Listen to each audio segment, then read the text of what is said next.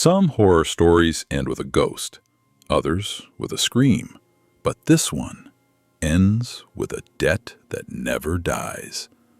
Tonight, I'll tell you the 4th of July horror story that ruined an entire family forever.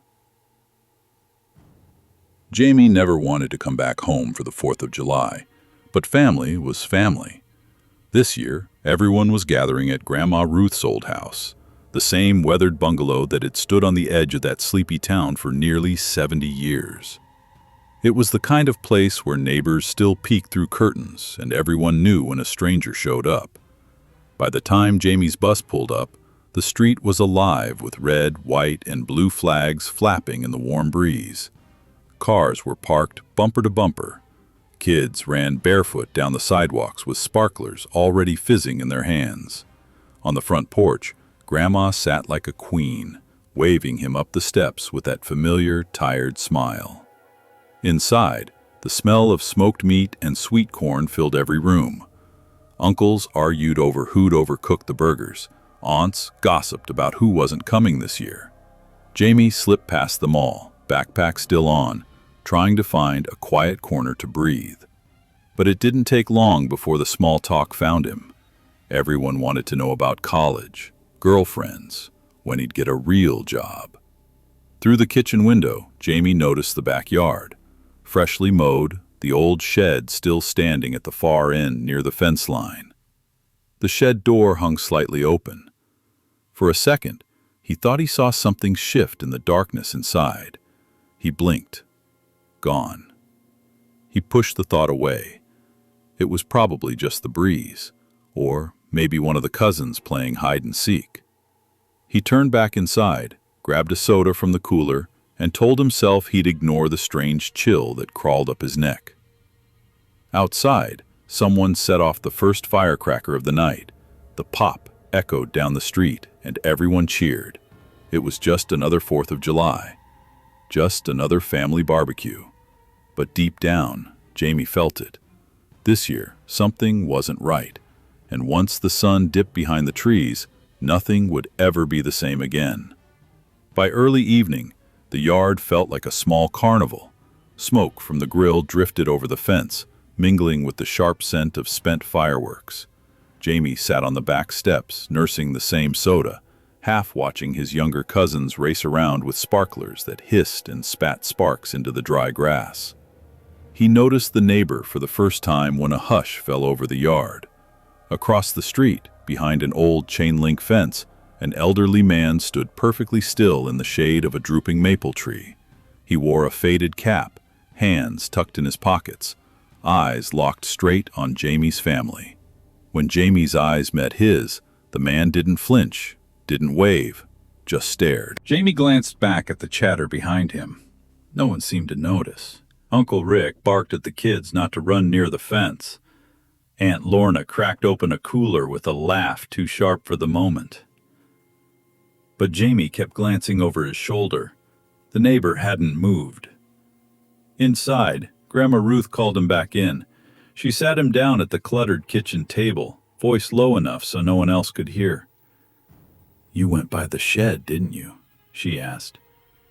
Jamie shrugged, but his heartbeat skipped. Grandma didn't wait for him to answer.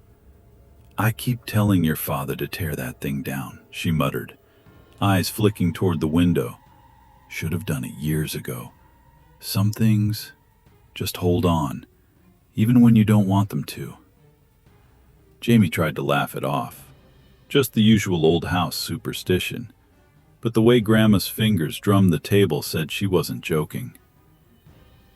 Outside, the first round of big fireworks cracked open the darkening sky. Bursts of color lit up the neighbor's yard. Empty now, the old man gone.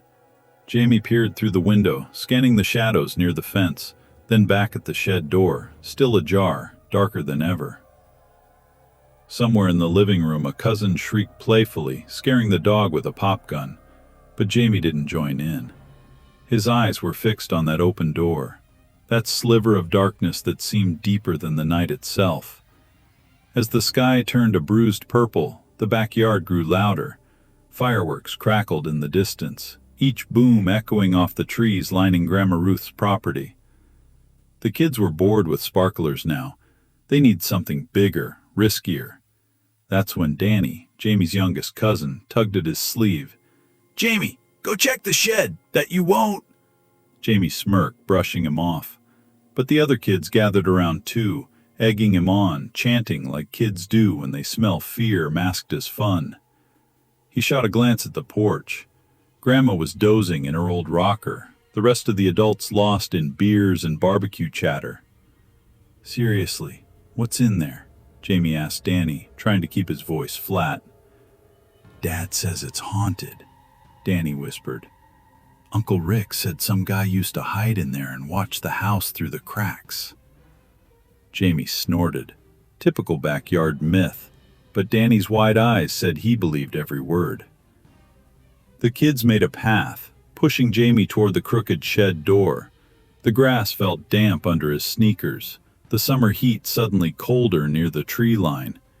Each step brought that familiar chill crawling back up his spine. Up close, the shed looked worse than he remembered.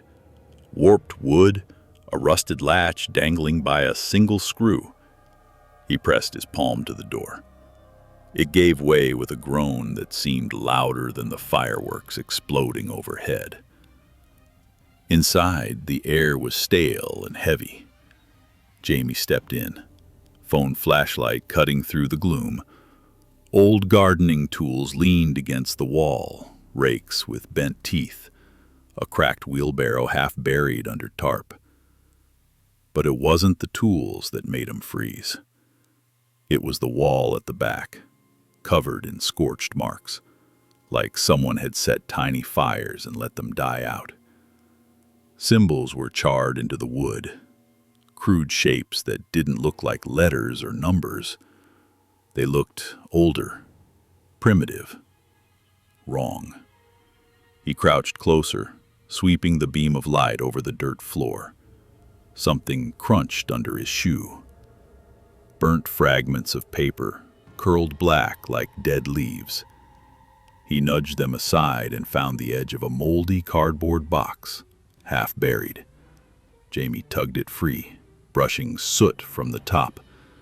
Inside, under a folded scrap of tarp, was a stack of old photos. Photos of the yard. His family's yard. He flipped through them, hands trembling. Different years. Kids playing, adults grilling, fireworks in the sky. The same scenes, over and over. But in every photo, somewhere in the background, barely visible, was a dark blur of a figure. Same shape, same spot, near the shed. A branch snapped outside, close enough to pull Jamie's breath tight in his throat. He flicked his light toward the door. Saw nothing. But when he looked back at the box, one photo had fallen loose, landing face up in the dirt. This one hasn't faded. It was fresh.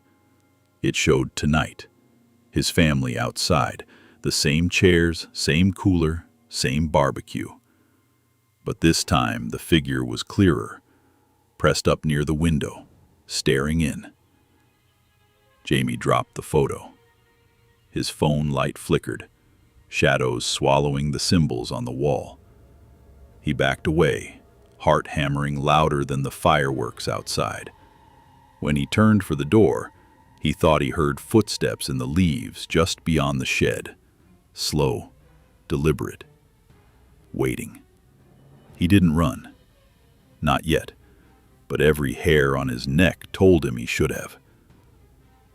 Jamie stumbled back across the yard, heart hammering so hard he thought his cousins might hear it over the fireworks. He kept glancing over his shoulder, half expecting that figure, whoever, whatever, to slip from the shadows and follow him up the porch steps. Inside, the house felt almost too warm, too bright. He found his dad first, still standing by the grill, flipping charred meat with one hand and nursing a warm beer in the other. Jamie grabbed his arm. "Dad, We need to talk." "The shed." His father laughed, clapping him on the back. "What? Did you find raccoons there? Told your grandma to tear that damn thing down a decade ago." "No, Dad, listen." Jamie tried to explain, but the roar of another firework cut him off. His father was already back to bantering with Uncle Rick, waving him off like a kid with an overactive imagination. Frustrated, Jamie pushed through the crowded kitchen to find Grandma Ruth again. She was awake now, hunched over a plastic container of leftover potato salad, like it was her last meal on Earth. He sat down hard across from her. "Grandma, those marks in the shed, what are they? Who's been out there?" She didn't look up, just stirred the salad, slow circles, plastic spoons scraping the sides. Finally, she whispered without meeting his eyes, "Your grandfather used to say this house was built wrong. Built on the wrong patch of ground, the wrong side of the old boundary." Jamie blinked. "What boundary?" "There used to be a line," Grandma murmured, voice dry as dead leaves. "Back when this was farmland. You stayed on your side, they stayed on theirs. But your grandfather, he didn't believe in old rules." "Who's they?" Outside, kids shrieked again, but it sounded too sharp now, like an echo through cracked glass. "No one knows anymore," she said, finally looking at him. Her eyes were milky, watery, but dead serious. "All I know is they watch, and every few years they find a way through." Jamie felt a cold knot twist in his stomach. He stood, pacing to the window. The neighbor was back, the same old man standing under his tree, but now closer to the streetlight. The flicker of the bulb made his face appear and disappear like an old film reel. Suddenly, Danny burst through the kitchen door, tears streaking his cheeks. Jamie caught him before he crashed into the table. Hey, what happened?" "The man," Danny sobbed. "By the fence. He grabbed my sparkler and told me to hush. Said it was his turn to light the fire tonight. Jamie, he smelled like smoke." Jamie scanned the yard, but the fence was empty now. No old man. No one at all. Behind him, Grandma's chair creaked as she stood, slower than she wanted to. She pressed a folded scrap of yellowed paper into Jamie's hand. "If you want them gone," she said, voice cracked, eyes fixed on the yard, "you light this and you don't look back." Jamie unfolded it, a brittle handwritten note with strange marks that looked too much like the ones in the shed. A crude map, a warning in faded pencil. "Where the ashes fall, they won't follow." Before Jamie could speak, another firework went up, a big one, the kind that made the ground tremble. The family cheered. But all Jamie saw was the neighbor stepping back into the dark, out of the streetlight's flicker, swallowed by the trees. Like he'd never been there at all.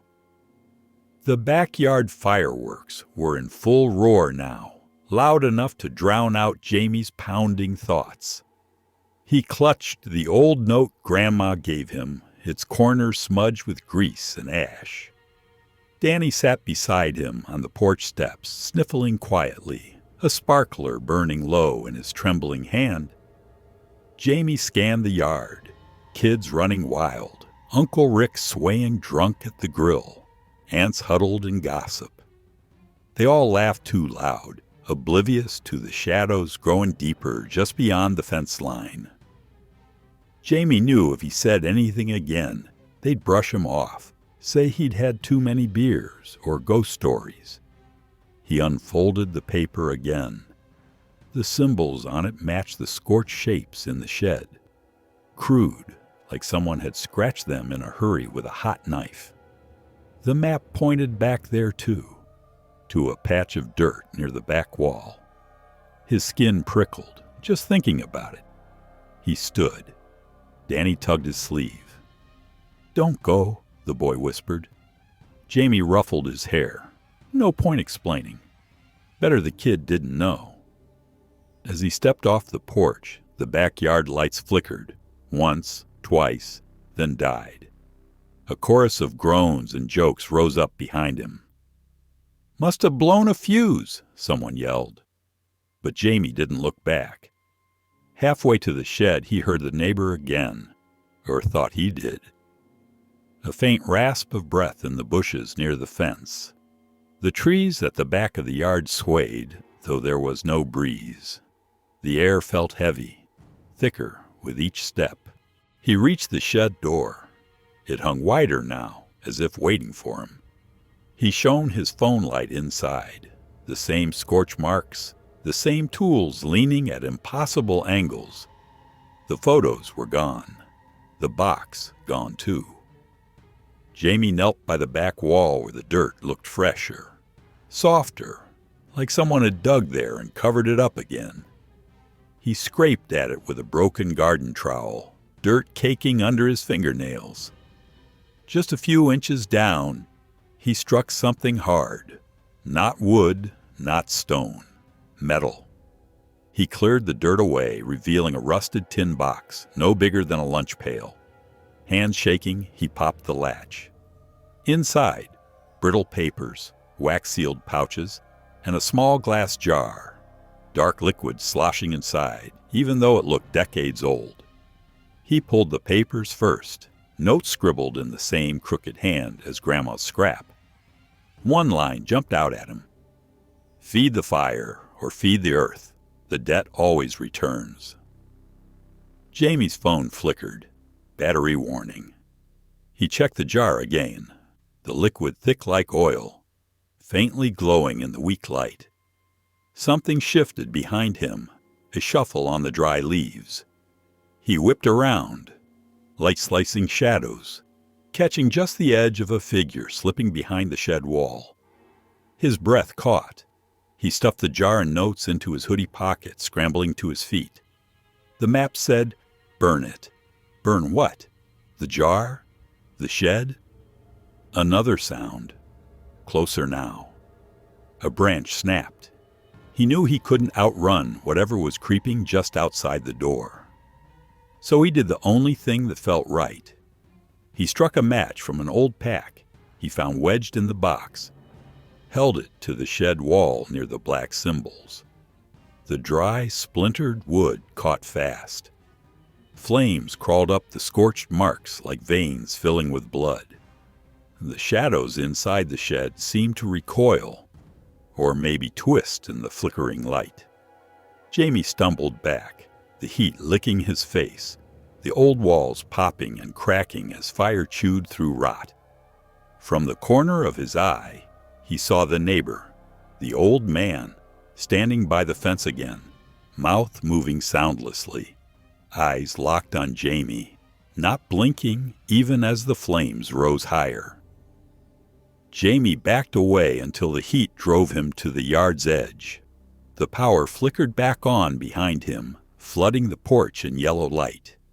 He turned once more to the shed, now a bonfire, and thought for just a second that he saw other shapes in the smoke, drifting away into the trees, leaving the boundary the old paper had marked. By the time the shed was nothing but smoking timber and drifting embers, the entire family had spilled into the yard. Uncle Rick shouted at Jamie, waving a garden hose like a sword, trying to douse the stubborn flames. The kids clung to their parents' legs, eyes wide, fireworks forgotten. Jamie stood apart, hoodie pulled tight, the glass jar and brittle papers still stuffed in his pocket. Grandma Ruth watched him from the porch, her eyes sad, but unsurprised. Nobody else believed a word he said. "What the hell were you thinking?" his father roared. "Are you high? Do you know how close that fire came to the fence? The neighbor could call the cops." Jamie didn't answer. He stared past his father's shoulder, past the charred shed frame, to the fence line. The neighbor was gone again. The old man who'd stared at him all night vanished into the dark. An hour later, the fire was out, but the party was dead. Plates of half-eaten hot dogs and burned burgers sat abandoned on folding tables. Someone tried to salvage the mood with music from a Bluetooth speaker. It felt hollow, forced. Jamie slipped inside, ignoring the stares and mutters. He found Grandma back in her rocking chair, humming softly to herself, a blanket tucked around her shoulders. She didn't look up when he sat on the porch step beside her. "I did what you said," Jamie whispered. "Burned it all." Grandma rocked once, twice, the squeak of old wood loud in the silence. "It won't be enough," she said finally. "It's never enough. Not forever." Jamie pulled out the jar, held it up in the porch light. The thick liquid inside still seemed to swirl on its own, tiny bubbles drifting like trapped smoke. "What is this, Grandma? Who was that man?" She didn't answer. Instead, she lifted an old photo album from the crate at her feet. Yellow pages, black and white snapshots. She flipped to a picture of the house, the same porch, the same yard, but taken decades ago. Jamie leaned closer. There, behind a cluster of smiling kids holding sparklers, stood the neighbor. Same cap, same blank stare. Not a year younger than the man Jamie had seen tonight. "He's always been here," Grandma said, her voice thin as moth wings. "Watching, waiting for the debt to come due again." Jamie shivered, fingers tightening around the jar. The note in his pocket felt heavier than it should, a weight that wouldn't leave with fire or smoke. Out in the yard, the last embers of the shed glowed red in the night grass. The laughter is gone now, replaced by the hush that only comes when the truth is too big to bury. Jamie knew he couldn't stay. He wouldn't let the debt find him, too. But as he stood, looking out at the fence line one last time, a flicker of movement caught his eye. A shadow slipping between trees, lingering at the edge of the old boundary line Grandma spoke of. He thought he saw the neighbor lift a hand, not waving, but beckoning, as if the fire hadn't ended anything, only opened a door. Jamie stepped over the fence for the first time in his life. The grass felt different here, brittle under his sneakers, the air damp like wet ash. Behind him, the backyard was waking up. Birds chirped, someone slammed a screen door.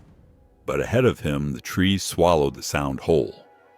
The neighbor was there, just a shadow between pines, moving slow, his boots barely rustling the fallen needles. Jamie tightened his grip on the jar. Part of him wanted to smash it against a tree trunk right then, watch the black liquid seep into the ground, bury the secret forever. But the man, the thing, turned. In the gray morning light, Jamie saw what he hadn't before. The neighbor's skin was too tight, too pale, stretched over something that wasn't bone the way it should be. Where his eyes should have been was just depth, bottomless. "Why me?" Jamie said, voice shaking. The figure didn't answer. It just kept walking, deeper into the trees. Jamie followed. Every few feet, he saw old signs nailed to trees, weathered scraps of metal marked with the same symbols as Grandma's paper. They were boundary posts, old lines to keep something in, or maybe out. They passed a clearing where the trees bent away from the center, as if they'd grown up terrified of touching whatever had once burned there. In the middle, a ring of charred stones circled a patch of blackened earth. Jamie stepped closer. The smell of burnt things so strong it coated his tongue. He knelt and set the jar in the middle. The neighbor stood on the edge, unmoving. The sun hadn't broken through the canopy. Here it felt like night never really ended. Jamie struck a match, one left over from the shed. He held it over the jar's lid, watching the flicker fight against the damp air. "If I burn it, will it end?" he asked. He knew the man wouldn't answer, but he asked anyway. Behind him, something moved, a whisper through the branches that sounded like his grandmother's voice. "Feed the fire or feed the earth." The same words, echoing in a tongue that felt older than the woods themselves. The match burned down, singing his fingertips. Jamie dropped it. The flame kissed the lid. The jar cracked. A hiss rose up, like 100 tiny voices exhaling at once. Smoke seeped through the cracks, swirling in the cold air. The neighbor turned his head, not toward Jamie, but toward the rising smoke.